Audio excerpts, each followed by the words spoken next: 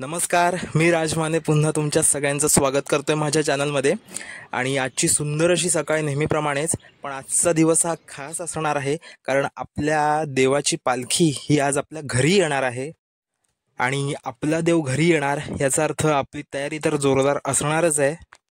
वाडीतील सर्व मित्र आणि भाऊ वगैरे सगळे गेलेत माझे पालखी आणायला आणि प्रत्येकाच्या घरी पालखी येणार याचा अर्थ सगळ्यांच्या चेहऱ्यावर उत्साहाचं वातावरण तर असणारच आहे. आपल्या घरात पालखी यायच्या अगोदर आपण आपल्या बाजूच्या काकांच्या घरी गेलो होतो पालखी आणायला. आणि हे कोकणचे खेळे आहेत, ह्या जुन्या परंपरा आणि हा जो काही वारसा आहे तो आजही आपण पुढे घेऊन जातो आहोत. चला तर आता आपण आपल्या घरी आपल्या देवाची पालखी घेऊन जातोय. आणि देवाची पालखी आपल्या खांद्यावरून घेऊन जाणं हे एक मोठं स्वर्गसुख आहे. ऊन तर खूप प्रचंड आहे, दुपारची वेळ आहे आणि पालखी घेतल्यामुळे आपल्याला पायात चप्पल सुद्धा घालावी लागणार नाहीये. आधीची 3-4 घरं केल्यामुळे अर्थातच पालखीवरती आपण बघतोय खूप प्रमाणात हार आहेत आणि ओटीचे नारळ सुद्धा आहेत, त्याच्यामुळे अर्थातच पालखी थोडी जड झालेली आहे.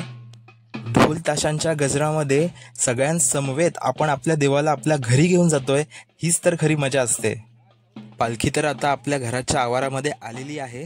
आता सर्वप्रथम पालखीच्या ज्या खुंटा असतात त्या पाण्याने धुवून सुक्या कपड्याने पुसून त्यानंतर मग पालखी आपल्या घराच्या आतमध्ये येते. पालखी घेताना आम्ही सर्व भावंड आहोत, काका आहेत, काकांची मुलं सुद्धा आहेत आणि सर्व कार्यक्रम आम्ही एकत्र आनंदित पार पाडतो. मगाशी सांगितल्याप्रमाणे अशा प्रकारे पालखीच्या ज्या खुंटा असतात त्या पाण्याने धुतल्या जातात आणि सुक्या कपड्याने पुसून त्यानंतर घरामध्ये पालखी ही येते.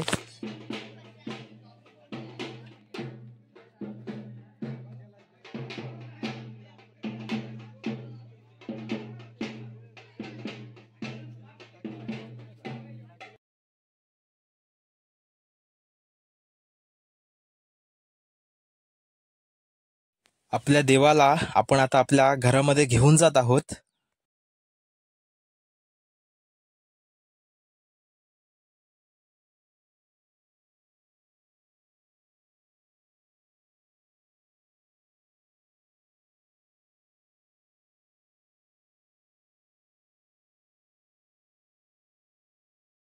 पालखी तर आता घरामध्ये आता आलेली आहे. आता सर्वप्रथम आपण देवाची पूजा करणार आहोत. देवाला नैवेद्य दाखवला जातो आणि त्याचप्रमाणे बाहेर जे निशाण असतं त्याला सुद्धा नैवेद्य दाखवला जातो.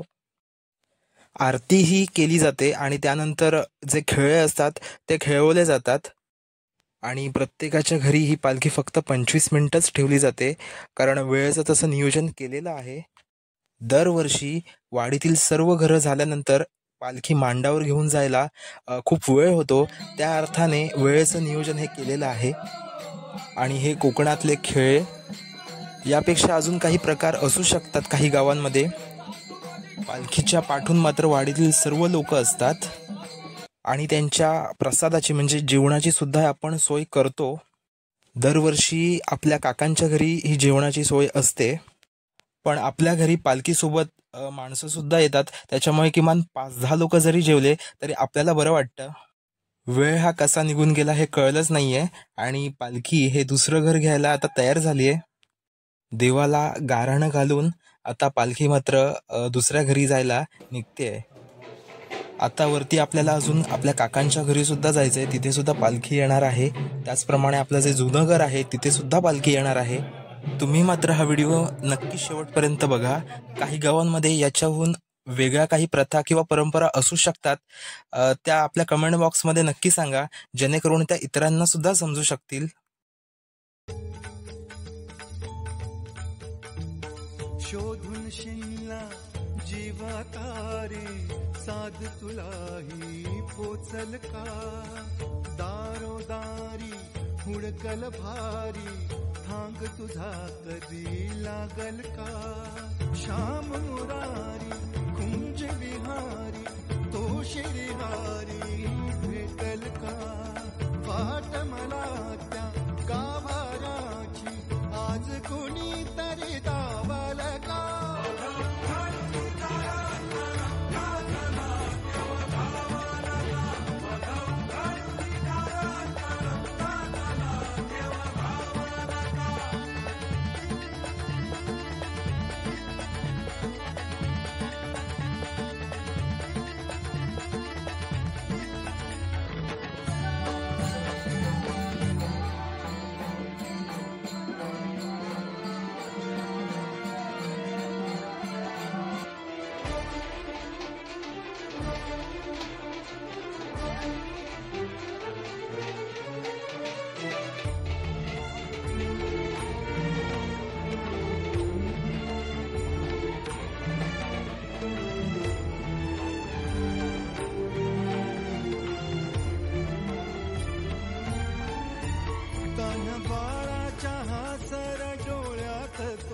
नाचे रंगून संतांच्या मेळ्यात तो तुझ्या माझ्यात भेकल साऱ्यात तो शोध नाही कुठे या पसाऱ्यात तो रोज वृंदावनी होळी जो घागरी तोच नाथा घरी वाहतो कावडी गुंतला ना कधी मंदिरी राऊळी बाप झाला कधी जहरा माऊली भाव गोळा जिथे धाव शेवटची काही 2 घरं शिल्लक आहेत आणि त्यानंतर मात्र पालखी ही आपल्याला आपल्या मांडावरती घेऊन जायची आहे.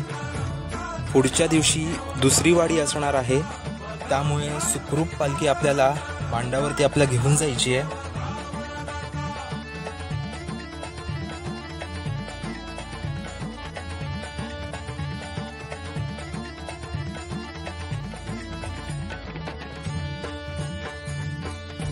चला, सर्व घरं तर घेऊन झालेली आहेत आणि आता आपण पालखी आपल्या खांद्यावरती घेऊन मांडावरती घेऊन जायला निघालो आहोत. व्हिडिओ कसा वाटला नक्की आपल्या कमेंट बॉक्समध्ये सांगा. व्हिडिओला जास्तीत जास्त शेअर करा, लाईक करा आणि आपलं चॅनल सबस्क्राईब केलं नसेल तर ते नक्की सबस्क्राईब करा, जेणेकरून आपण जेव्हा नवीन व्हिडिओ टाकू तेव्हा त्याचं पहिलं नोटिफिकेशन हे तुम्हाला येईल. पुन्हा भेटू आपण अशाच एका नवीन व्हिडिओसह. धन्यवाद.